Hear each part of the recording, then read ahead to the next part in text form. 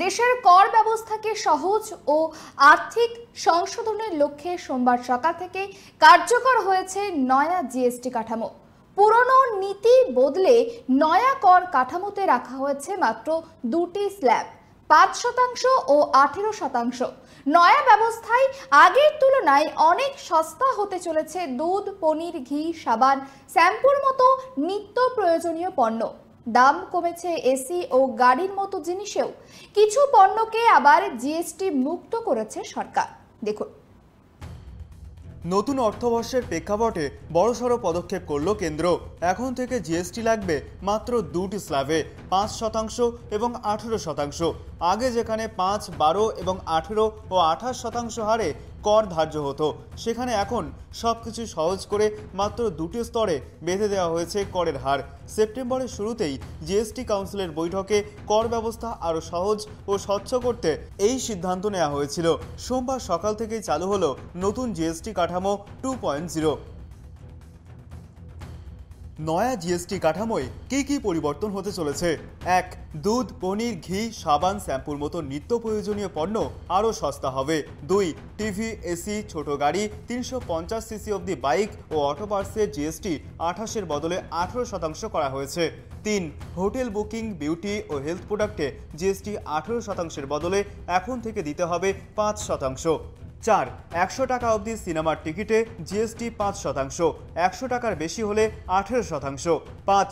সোনা, রূপো, হিরে এবং দামি পাথরে থাকবে 3% জিএসটি। খুব ভালো হয়েছে।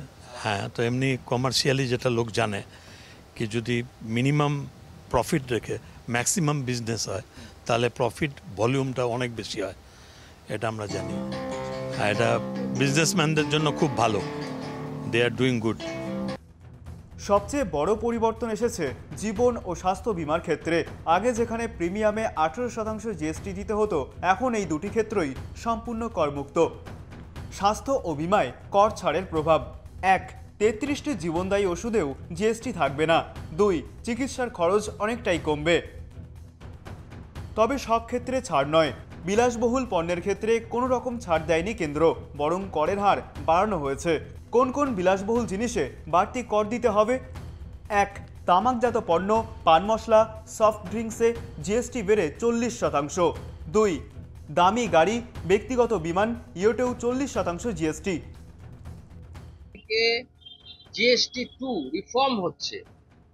আজকে সরকারের নির্দেশ অনুযায়ী আমরা BCDA, Bengal chemist and drug association, বদ্ধপরিকর এই জিএসটি 2 কে সম্মান জানিয়ে আমরা আমাদের প্রতিটি সদস্যকে, মানে ওষুধের দোকানকে, আমাদের বিসিডি এর পক্ষ থেকে নির্দেশ দেওয়া হচ্ছে যাতে জনগণ এই সুবিধাটা পায়, যে মানে এমআরপি থেকে হ্রাস যেটা পায়, তাতে জনগণের লাঘব হবে। আমাদের কিন্তু অত্যাবশ্যকীয় পণ্য, যেটা আমাদের ক্ষুদ্র প্রান্তিক মধ্যবিত্তদের কাছে প্রচণ্ড প্রয়োজনীয় এবং একটা ক্রয় ক্ষমতার বাইরে কিছু কিছু পণ্য ছিল, সেগুলো সাধারণ ক্রেতা, প্রান্তিক ক্রেতা সকলের একটা নাগালের মধ্যে চলে আসবে। জিএসটি স্ল্যাব যে ট্যারিফটা যেটা চেঞ্জ করেছে, প্রচুর 18%, 12%-এর জিনিসও 5%-এ চলে এসেছে। তাতে সাধারণ মানুষের ক্রয় ক্ষমতার মধ্যে প্রচুর অত্যাবশ্যকীয় পণ্য চলে এসেছে। তাতে আমাদের একটা যেটা ধারণা হচ্ছে, যেভাবে আমাদের দোকানদারগুলো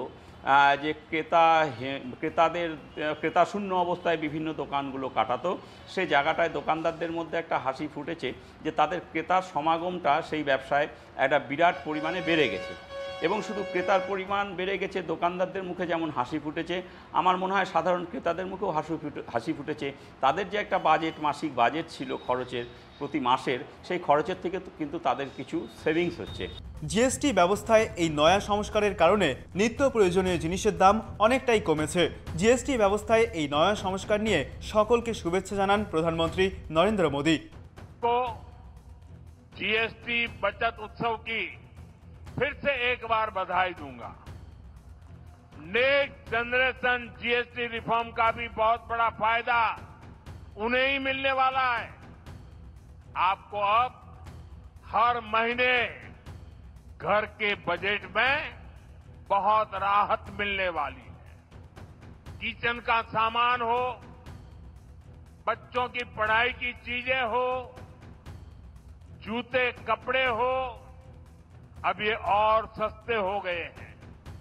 साथियों, आप साल 2014 के पहले के दिन याद करिए, कितनी सारी परेशानियां थी।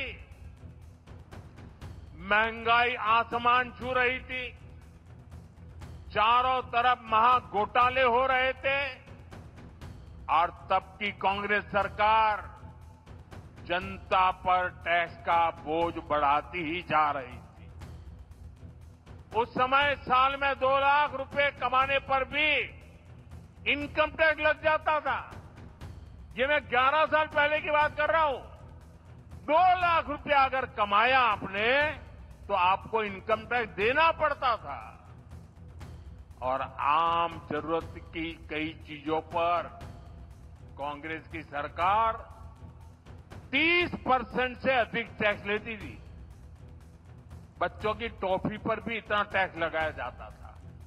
साथियों, तब मैंने कहा था, मैं आपकी कमाई और आपकी बचत दोनों को बढ़ाने का काम करूंगा। তবে জিএসটি ছাড়ের কৃতিত্ব কেন্দ্রকে দিতে নারাজ মুখ্যমন্ত্রী মমতা বন্দ্যোপাধ্যায়। আর এই যে দেখছেন ইন্স্যুরেন্স নিয়ে যারা কৃতিত্ব নিচ্ছে, কৃতিত্বটা কিন্তু ওদের নয়, কৃতিত্বটা রাজ্যে। ইন্স্যুরেন্স তাতে জিএসটি নিয়ে যাবে না। ভারতবর্ষে প্রথম চিঠিটা লিখেছিলাম আমি, এবং আমাদের অর্থমন্ত্রী এটা জিএসটি কাউন্সিলে ফাইট করেছিল। সেদিন ওরা আমাদের কথা শোনেনি। এবং এখন যখন হলো, আপনারা কি জানেন সেন্ট্রাল গভর্নমেন্টের কোনো কন্ট্রিবিউশন নেই এতে?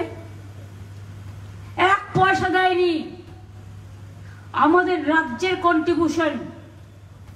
কারণ এইটা করতে গিয়ে আমাদের 20,000 কোটি টাকা জিএসটিতে রেভিনিউ লস হলো। সব চেটেরই হয়েছে। তারা তো ঘূর্ণপথে পেয়ে যাবে, আমরা তো পাবো না। আমরা তো 1,92,000 কোটি টাকা পাই এখনো। এই পরিবর্তনের ফলে মধ্যবিত্তের উপরে চাপ কমবে এমনটাই মনে করছে কেন্দ্র। পাশাপাশি রাজস্বের স্বচ্ছতা এবং সংগ্রহ পদ্ধতি আরও সহজ হবে বলে আশ্বাস অর্থমন্ত্রকের। নতুন এই কর ব্যবস্থায় যেমন সস্তা হবে অনেক পণ্য, তেমনই স্বচ্ছ হবে ট্যাক্স সংগ্রহের পদ্ধতি। পুজোর আগেই মধ্যবিত্তের মুখে হাসি ফোটাতে বড় পদক্ষেপ কেন্দ্রের। Bureau report, tribe TV Bangla.